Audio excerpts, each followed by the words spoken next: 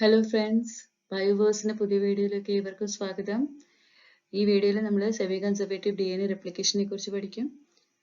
The measles and Stayher experiment. So let's get started.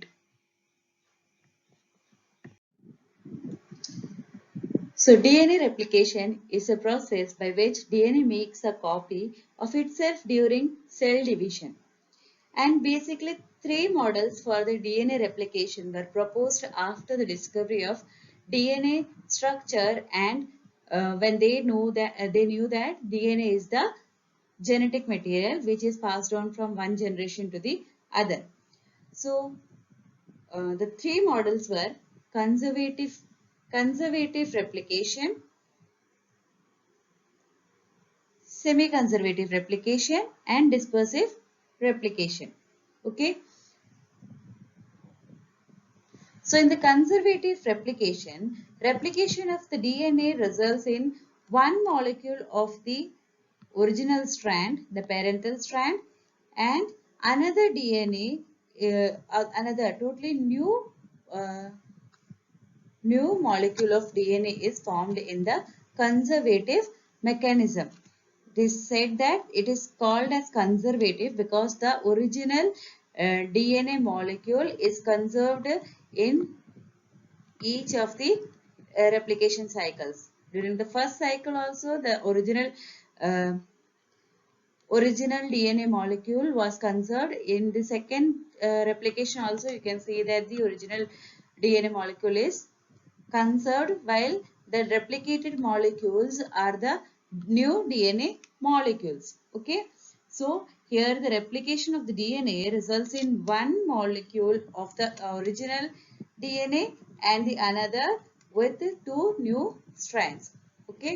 Here the two strands are conserved from the original parental DNA, while the newly synthesized DNA has two strands which are newly synthesized. Okay. This is the conservative replication. The second type of replicative model that was proposed was semi-conservative model. In semi-conservative model, it was said that here the two strands of the DNA unwind from each other. They unwind from each other to form a new strand over it. Okay. So each strand from the parental DNA serves as a template for the synthesis of a new strand. This is known as the semi-conservative model. Okay. Here you can see that the two strands of the parental DNA unwound from each other and formed a new strand in the first replication. In the second replication, these two strands separated from each other and they formed two new strands around each other. Okay. This is the semi-conservative model. Now in the dispersive model, replication results in two DNA molecules that are hybrids of parental and daughter DNA. Okay. Here you can see that this is the parental DNA, and the if you see here, you can see that one of the strand, if you observe it, it has two types of DNA molecule, right? It has the original parental DNA as well as the newly synthesized DNA. If you observe a single strand, these are the hybrids of newly synthesized DNA as well as the original parental DNA. Okay.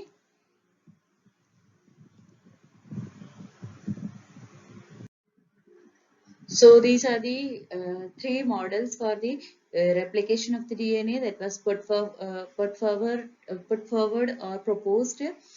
These were the conservative replication model, semi-conservative replication model, and dispersive replication model. And the conservative replication model, as we have seen, the replication of the DNA results in one molecule of DNA with original strands and another DNA molecule with two newly synthesized strands. Okay. In the semi-conservative replication model, it was said that here the two strands of the DNA unwind from each other and each serves as a template for synthesis of new strands or the complementary strands. And the third model was dispersive replication, where replication results in two DNA molecules that are hybrid of parental and DNA, daughter DNA molecules. Okay. അപ്പോൾ ഇതുവരെ ഒരു confusion ആയിരുന്നു replication DNA replication semi conservative ആണോ conservative ആണോ dispersive ആണോ എന്നുള്ളതൊക്കെ. But in 1957, Michelson and Stahel confirmed that DNA replication is semi-conservative by their experiments on Escherichia coli or E. coli. Okay, these E. coli were grown in N15 containing medium or nitrogen 15 containing medium for several generations. Okay, so when the medium had no source, no other nitrogen source, the bacteria will use N15 and incorporate it into their DNA. Eventually, they will only have N15 in their DNA. So they were grown in N15 containing medium for several generations until their DNA contained only N15. So the DNA was heavy DNA. Okay, because N15 is a heavy nitrogen. Okay, so then these bacteria were cultured in a growth medium containing N14, where N15 is heavier than N14. Okay, so during the first replicative cycle, then these DNA, the DNA of these bacteria were isolated and they were subjected to density gradient centrifugation. Okay, during centrifugation, what happens is like the heavier nitrogen DNA forms a band lower to the N14. Okay, N14 നേക്കാൾ lower താഴെയായിരുന്നു N15 ഉണ്ടാവേണ്ടത്. Okay, അപ്പോൾ first replication കഴിഞ്ഞ് second replication കഴിഞ്ഞ് third replication കഴിഞ്ഞ് നമ്മൾ ഇതിന് this was subjected to the DNA of these bacteria were subjected to density gradient centrifugation, and the medium or the solution that was used here was cesium chloride. Okay, 6 molar cesium chloride solution ലാണ് ഈ DNA നെ density gradient centrifugation നെ subject ചെയ്തിരിക്കുന്നത്. So first replication കഴിഞ്ഞിട്ട്, അതായത് first DNA containing bacteria N15 മാത്രമുള്ള ബാക്ടീരിയനെ first time നമ്മൾ N14 grow ചെയ്തിട്ട് അതിന്റെ ഫസ്റ്റ് റെപ്ലിക്കേഷൻ കഴിഞ്ഞ ഉടനെ അതിന്റെ DNA ഐസൊലേറ്റ് ചെയ്ത് സീസിയം ക്ലോറൈഡ് ഡെൻസിറ്റി ഗ്രേഡിയന്റ് സെൻട്രിഫിക്കേഷൻ ചെയ്ത സമയത്ത് we got a band somewhere here. Okay, here ഒരു intermediate density ആണ് കിട്ടിയത്. That means the DNA molecule contained N15 and N14 strands. Okay, അപ്പം ഒരു intermediate ആയിട്ടാണ് നമുക്ക് ആ ഒരു ഫസ്റ്റ് റെപ്ലിക്കേഷൻ കഴിഞ്ഞുള്ള സ്ട്രാൻഡ് കണ്ടത്. ബിക്കോസ് N15ഉം N14ഉം ആ ഒരു DNA molecule ഉണ്ടായിരുന്നു. Okay, then again after second replication കഴിഞ്ഞ് അതായത് പിന്നെ അതിനെ ഗ്രോ ചെയ്യാൻ വിട്ടു, and then the DNA was isolated and checked, and it was seen that there was DNA with മുകളിൽ ഒരു ബാൻഡ് ഉണ്ടായിരുന്നു, ഇന്റർമീഡിയറ്റിൽ ഒരു ബാൻഡ് ഉണ്ടായിരുന്നു. അതായത് DNA molecule containing N14 and N14 N15 അവിടെ കണ്ട്. അതായത് മുകളിൽ ഒരു ബാൻഡ് ഉണ്ട്, താഴെ ഒരു ലൈറ്റ് ബാൻഡ് ഉണ്ട്.